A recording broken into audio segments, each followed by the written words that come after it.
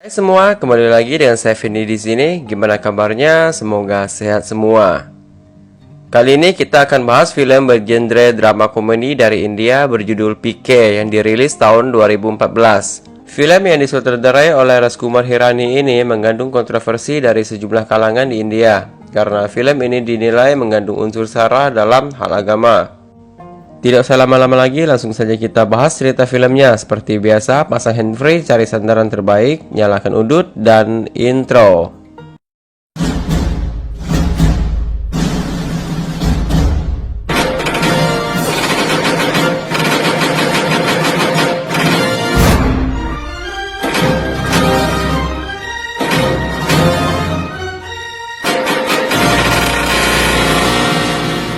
Film ini diawali dengan memperlihatkan seekor UFO yang datang ke bumi. Lalu keluarlah seorang alien yang berwujud manusia telanjang dengan remote control yang dikalungkan di lehernya. Agen itu bernama PK yang diperankan oleh Aamir Khan. Setelah PK keluar dari pesawatnya, dia melihat seorang penduduk bumi yang membawa sebuah radio dan PK langsung menghampirinya. Tapi sayangnya, saat PK hendak berinteraksi dengan orang itu, remote control milik PK justru dirampas oleh orang itu dan kabur meninggalkan dirinya. Tanpa remote control, PK tidak bisa mengaktifkan pesawatnya dan pulang ke planetnya. PK berusaha mengejar pencuri itu, tapi naasnya ia hanya mendapatkan radio si pencuri. Lalu scene berpindah ke Belgia yang memperlihatkan Jagu yang diperankan oleh Anushka Sharma dan Sarfaraz yang diperankan oleh Susan Singh yang tidak sengaja bertemu saat ingin membeli tiket meet and greet pada seorang calo. Singkat cerita, mereka berdua berkenalan. Jagu adalah seorang mahasiswi jurusan pertelevisian, sedangkan Sarfaraz adalah mahasiswa jurusan arsitektur. Saat sesi perkenalan, Jagu sedikit kecewa karena mengetahui Sarfaraz adalah orang Pakistan dan beragama Islam, sedangkan dirinya adalah orang India dan beragama Hindu. Tapi, seperti kata Mario Sepuh, cinta itu buta dan melumpuhkan segalanya. Saat nyanyi dan joget-jogetan ala film India selesai, mereka pun menjalani hubungan dan Jagu ingin memperkenalkan Sarfaraz kepada keluarganya yang berada di India. Keluarganya yang tahu Sarfaraz beragama Islam tidak menyetujui hubungan mereka. Sambil membawa laptopnya, ayah Jagu yang fanatik dengan agama Hindu mencari seorang pendeta idolanya yang bernama Tapaswi. Ayahnya pun langsung menanyakan hubungan anaknya kepada Tapaswi. Tapaswi pun seolah-olah berinteraksi kepada Tuhan dan berkata kepada Jagu jika Sarfaraz akan mengkhianatinya. Jagu yang sudah termakan oleh cinta dan gelap mata langsung mengajak Sarfaraz untuk menikah esok hari dan sekalian melihat keseriusan dari Sarfaraz. Keesokan harinya, Jagu menunggu Sarfaraz di gereja untuk menikah. Ini kok agak ngaco ya, yang satunya kan Hindu, satunya lagi Muslim, tapi kok nikahnya di gereja? Nah udahlah, lanjut. Jagu yang sudah di gereja dititipi seekor kucing oleh seorang pengantin wanita yang juga akan menikah di sana. Setelah itu datang seorang anak kecil juga yang memberikan surat ke Jagu. Jagu mengira surat itu dari Sarfaraz. Surat itu intinya bertuliskan jika kita tidak bisa bersama karena beda agama. Menurut saya pribadi sih pernikahan beda agama enggak masalah. Yang penting kan jenis kelaminnya yang beda. Yang setuju dengan saya tolong subscribe channel saya ya. Jagu yang sudah membaca surat itu tampak syok dan meninggalkan gereja itu. 6 bulan setelah kejadian itu, Jagu sudah kembali ke India dan bekerja di salah satu stasiun TV di New Delhi. Di saat Jagu pergi bekerja, ia tidak sengaja bertemu PK di stasiun kereta api.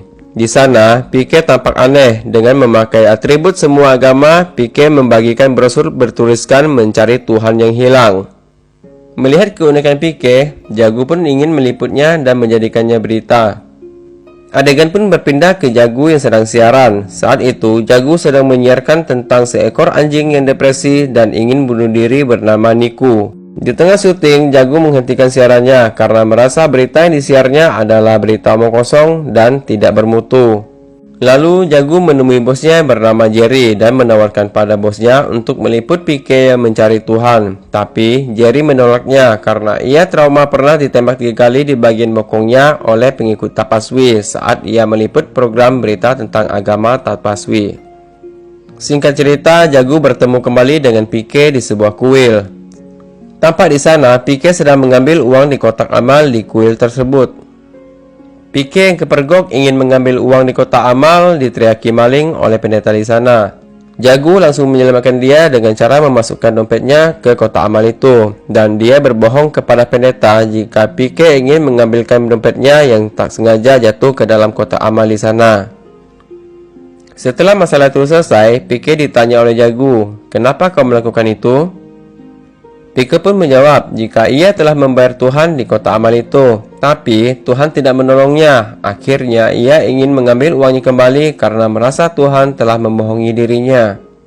Setelah mengobrol panjang, Pike memperlihatkan pada Jagu cara ia bertahan hidup di New Delhi, yaitu dengan cara masuk penjara. Karena menurut Pike, di penjara ia bisa tinggal dan makan secara gratis. Nah, bagi antum-antum yang masih nganggur seperti saya, jangan menurunkan cara Pike yang satu ini ya. Cara Pike masuk penjara pun tergolong unik. Ia hanya perlu pipis sembarangan di depan polisi dan polisi akan memasukkannya ke dalam penjara. Jagu yang melihat keunikan Pike mengikutinya sampai di penjara dan mulai menginterview dirinya. Pike yang sudah mempercayai Jagu karena telah menolongnya saat kejadian di kuil mengatakan identitas aslinya yang seorang alien. Namun, Jagu mendengar penjelasan Pike malah takut karena ia menganggap Pike mengalami gangguan jiwa. Lalu, kita diperlihatkan scene flashback kisah Pike setelah kehilangan remote control pesawatnya. Rupanya, saat Pike mencari remote control, ia sedikit demi sedikit mempelajari tingkah laku manusia. Ia pun mengira pakaian adalah kulit dari manusia. Suatu hari, ia tampak kebingungan melihat mobil yang bisa bergoyang sendiri. Rupanya, di dalam mobil ada manusia yang sedang melakukan pengecoran tanpa menggunakan pakaian alias telanjang. Dan karena hal itulah, ia menyadari jika kulit manusia itu sama dengan dirinya. Kemudian, Pike mencoba membaur dengan manusia. Tapi karena ia tidak bisa berbahasa manusia, ia pun sering salah paham. Pike juga sering dikejar orang-orang saat salah paham terjadi. Waktu Pike dikejar orang, ia tak sengaja tertabrak oleh mobil Deru. Ia pun membawa Pike ke rumah sakit. Dokter mendiagnosa dia telah hilang ingatan dan tentu saja itu semua salah. Deru yang kasihan kepada Pike lalu membawa Pike ke rumahnya. Di tengah perjalanan, Pike ingin berinteraksi dengan Deru memegang tangan Deru. Karena di planetnya Pike, mengobrol tidak menggunakan mulut, melainkan dengan cara membaca pikiran saat memegang tangan lawan bicaranya.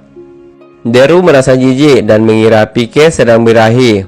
Deru pun membawa Pike mencari cabai-cabean di sebuah rumah bordir. Bukannya melakukan esek-esekan, Pike justru memegang tangan wanita penghibur itu selama 6 jam untuk mentransfer bahasa manusia ke dalam pikirannya.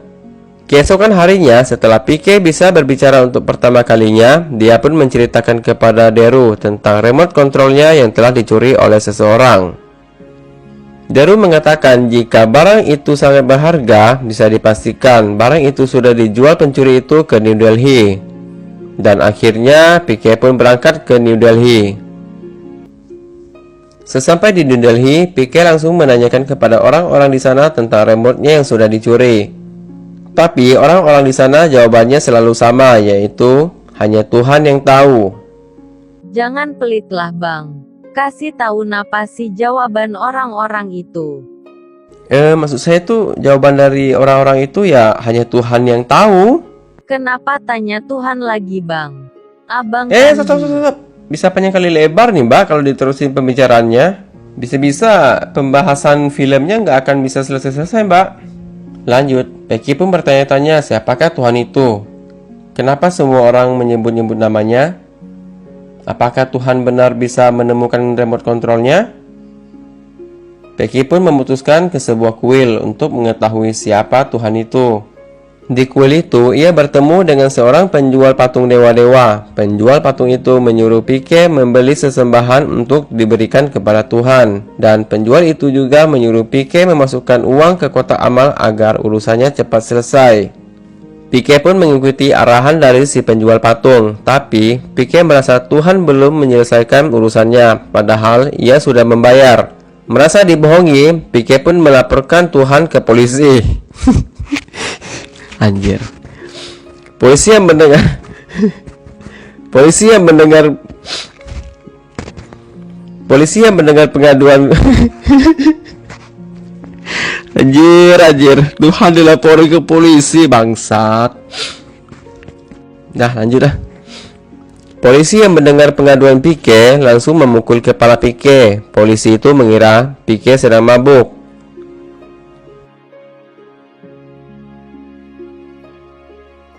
Singkat cerita, Pike yang terus-menerus mencari Tuhan dan selalu salah memasuki tempat ibadah, berpikir kenapa agama bisa berbeda-beda. Mulai dari tempat ibadah, aturan, serta ritual yang berbeda. Ia pun bingung harus mengikuti agama yang mana. Pike yang bingung memutuskan untuk menganut semua agama dan melakukan ritual semua agama agar ia bisa mendapatkan remote-nya kembali. Pike pun mulai merasa lelah dengan semua ritual yang dilakukannya. Karena ia merasa sudah melakukan semua ritual di setiap agama, namun Tuhan tak kunjung membantu menemukan remote kontrolnya. Di saat itulah Pike benar-benar frustasi dan akhirnya membuat brosur mencari Tuhan yang hilang. Nah, di saat itu mungkin Pike tidak sadar jika Tuhan telah membuka jalannya. Saat Pike membagikan brosur, Pike tidak sengaja bertemu dengan cosplay Dewa Siwa yang mirip dengan gambar di brosurnya. Ia langsung mengejar cosplay itu sampai ke sebuah acara keagamaan yang dipimpin oleh Tapaswi. Lalu di acara itu, Tapaswi mengatakan ke pengikutnya jika dia diberikan kepingan kalung Dewa Siwa oleh Tuhan, padahal itu adalah remote control milik Pike. Pike melihat remote controlnya sangat senang. Saat ia ingin mengambil kalungnya, ia dicekal oleh bodyguard Tapaswi dan dibuang di jalan. Pike merasa lagi-lagi dikecewakan Tuhan, langsung mencopoti semua atribut agama yang dipakainya. Scene pun berpindah. Jago yang mendengar cerita Pike justru menganggap Pike sakit jiwa, dan Jago juga merasa kasihan kepadanya dan memberikan sebuah kartu nama. Tapi tanpa sadar ia telah memegang tangan Pike. Pike yang sudah mentransfer pikiran Jago mengatakan kepada Jago jangan melanjutkan peliputan anjing yang bernama Niku lagi, karena itu akan sia-sia. Jago yang mendengarnya pun terdiam heran karena ia tidak pernah menceritakannya kepada Pike. Jago pun menyogok polisi dan mengeluarkan Pike dari penjara. Di jalan, Pike menjelaskan kepada Jago bagaimana dirinya mengetahui soal Niku si anjing depresi. Ia menjelaskan dengan memegang tangan orang, ia bisa membaca pikiran orang tersebut. Jago yang tidak percaya disuruh Pike memegang tangannya, namun tiba-tiba seorang kakek memegang tangan Pike. Kakek-kakek itu meminta uang kepada Pike untuk membayar pengobatan istrinya. Namun hal itu membuat Jago semakin ragu kepada Pike karena ia tahu di dekat situ tidak ada rumah sakit. Tapi Pike bilang jika ia tahu jika uang yang diberikannya itu bukan untuk biaya berobat, melainkan untuk membayar makanan kakek itu bersama istrinya yang sedang ulang tahun di Hotel Bintang 5, dan uangnya pun kurang karena istrinya memesan es krim. Karena ragu dengan ucapan Pike, Jago pun mengikuti kakek itu dan melihat kenyataan yang sebenarnya, dan apa yang dikatakan Pike betul semuanya. Dari sanalah Jago mulai mempercayai Pike dan akan membantu menemukan kalung remote control milik Pike. Keesokan harinya, saat Jago dan Pike sedang mengobrol, ada telepon salah sambung yang mengira itu adalah nomor rumah sakit. Karena orang itu terus menelpon, Jago jengkel, ia pun mengerjainnya. Mendengar pembicaraan Jago, pikiran polos Pike berpikir jika kemungkinan Tapaswi juga salah sambung seperti penelpon tersebut. Jago yang mendengar penjelasan Pike mendapatkan ide untuk membongkar semua kebohongan Tapaswi. Selanjutnya, Pike diajak Jago untuk bertemu Jerry. Jago berencana mempertemukan Pike dan Tapaswi untuk berdebat soal Tuhan dan agama. Lalu Jago meyakinkan Jerry jika Pike bisa mengatasi Tapaswi, dan Jerry pun mengizinkannya. Lalu acara isu salah sambung itu pun dimulai. Pike membawa 5 pembuka agama ke kuil Tapaswi, dan Pike menanyakan kepada Tapaswi apa agama dari pembawa agama yang dibawanya. Tapaswi pun menjawab sesuai dengan pakaian dipakai oleh pembuka agama itu. Tapi jawaban Tapaswi ternyata salah, karena pakaian dipakai oleh pembuka agama itu sudah ditukar acak satu sama lain oleh Pike. Pique menganggap jika banyak orang yang mengidentikan agama dengan pakaian mereka, dan dengan itulah Pique sudah membuktikan jika semua itu salah. Isu salah sambung ini makin ramai dibahas di masyarakat. Ayah Jagu yang fanatik kepada Tapaswi menemui Jagu di kantornya dan memarahi Jagu. Ayah Jagu berkata kepada Pique jika dia akan masuk neraka apabila mempertanyakan soal agama. Bukannya takut, Pique justru berpikir dengan polos jika apa yang dilakukan Tapaswi adalah sebuah bisnis ketakutan. Karena orang yang takut akan memberikan segalanya termasuk harta bendanya kepada Tapaswi. Pique pun mengajak ayah Jagu ke sebuah kampus untuk membuktikan bisnis ketakutan itu. Ternyata apa yang dikatakan Pique betul semua. Mahasiswa yang takut tidak lulus menyembah batu yang diletakkan oleh Pique di bawah pohon besar. Rupanya aksi Pique direkam dan disiarkan oleh stasiun TV milik Jerry. Isu salah sambung itu pun semakin ramai dibahas dan didukung oleh masyarakat. Dan banyak juga yang mengirimkan video penipuan berkedok agama di stasiun TV itu. Ayah Jagu yang malu melihat kelakuan anaknya mengirimkan pesan kepada Jagu jika ia malu mempunyai anak seperti Jagu. Jagu yang sedih pun curhat kepada Pique. Terjadilah cinta bertepuk sebelah tangan yang menimpa alien. Kehidupan Tapaswi pun mulai terusik, termasuk bisnisnya yang berkedok agama. Ia pun dihujat habis-habisan oleh netizen negara plus 91 yang maha benar. Karena itu, Tapaswi langsung menantang Pique untuk berdebat soal agama di stasiun TV tempat Jagu bekerja. Acara debat itu pun mulai diiklankan di TV dan di pelosok jalan kota New Delhi. Ketika iklan itu muncul di TV, Deru yang sedang menonton melihat Pique masuk TV. Deru girang karena temannya masuk TV. Tiba-tiba, seorang pria yang tampak mabuk menyeletuk jika ia menemukan Pique sambil telanjang. Seharusnya dia yang masuk TV, bukannya Pique. Dan ternyata orang itu adalah pencuri remote control milik Pique. Deru yang menyadari itu pencurinya langsung menelepon Pique dan memberitahukan kepada Pique jika pencuri remote-nya sudah tertangkap dan akan membawakan orangnya kepada Pique. Ternyata remote control itu sudah dijual pada Tapaswi. Pique mendengar hal itu malah bingung. Rupanya selama ini Tapaswi hanyalah seorang pembohong. Ternyata isu salah sambung itu adalah rencana dari Jagu. Jagu memang merahasiakannya dari Pique karena jika Pique mengatakan pada publik jika Tapaswi adalah seorang pembohong, maka masyarakat tidak akan percaya pada Pique. Pada malam hari, Jagu merayakan keberhasilannya dengan mabuk-mabukan, tapi Pique tidak ikut mabuk. Di saat itulah Pique mengatakan perasaannya pada Jagu dengan menuliskan I love you di secari kertas dan menyelipkannya di antara kartu nama.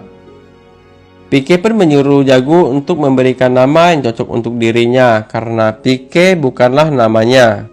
Tapi saat membaca satu persatu kartu nama itu, Jagu langsung berhenti saat membaca nama Sarfaraz. Jagu langsung lemah, letih, lesu, lunglai karena membaca nama Sarfaraz. Pique yang khawatir kepada Jagu spontan memegang tangan Jagu. Disitulah gambaran masa lalu Jagu terbaca oleh Pique dan Pique pun tahu jika Sarfaraz adalah mantan dari Jagu. Keesokan harinya, Pique menunggu Deru yang akan datang bersama pencuri remote-nya di stasiun kereta. Saat Deru sudah sampai, tiba-tiba salah satu gerbong kereta api meledak yang menewaskan Deru dan pencuri remote Pique. Ledakan itu disinyalir berasal dari teroris yang katanya ingin membela agama mereka.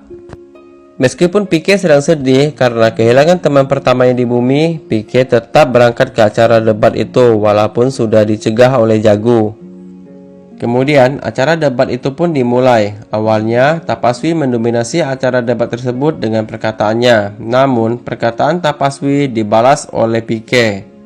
Alhasil, Tapaswi tidak bisa menjawab pertanyaan dari Pique. Dan saat itu juga, ia membeberkan semua muslihat Tapaswi yang memisahkan Sarfaraz dan Jagu. Merasa tertantang oleh ucapan Pique soal hubungan Jagu dan Sarfaraz, Tapaswi pun langsung menantang Pique mengenai ramalannya soal hubungan Jagu dan Sarfaraz. Jika ramalan dia memang salah, maka remote kontrolnya akan dikembalikan kepada Pique. Tapi jika ramalan Tapaswi memang benar, maka Pique harus bersujud di kaki Tapaswi.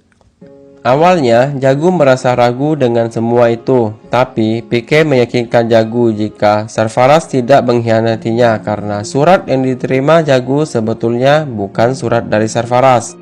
Anak kecil yang memberikan surat itu sebetulnya hanya salah kirim karena sebenarnya surat itu adalah untuk wanita yang membawa kucing di gereja yang saat itu juga akan menikah.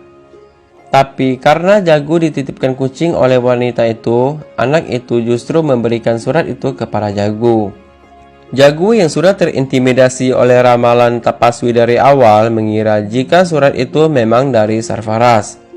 Jerry pun menyuruh Jagu untuk menghubungi Sarfaraz, dan ternyata selama ini Sarfaraz masih menunggu telepon dari Jagu. Dan alasan kenapa Sarfaraz tidak menghubungi Jagu itu ya karena surat yang ditinggalkan Jagu di gereja. Jadi selama ini mereka salah paham karena sepucuk surat yang sebenarnya bukan ditujukan kepada mereka. Jagu pun sangat bahagia mendengar penjelasan dari Sarfaraz.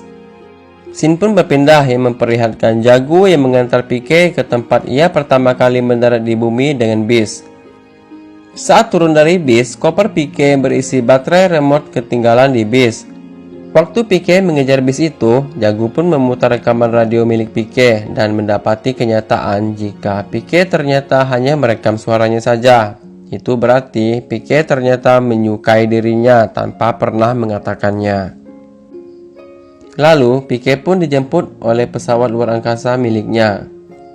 Scene pun berpindah lagi ke Jagu yang sedang membacakan buku tentang Pique yang ditulisnya di sebuah perpustakaan bersama Sarfaraz dan ayahnya. Setahun kemudian, Pique kembali lagi ke bumi bersama teman-temannya dan Pique berpesan agar mereka tidak membicarakan soal agama dan filmnya pun tamat.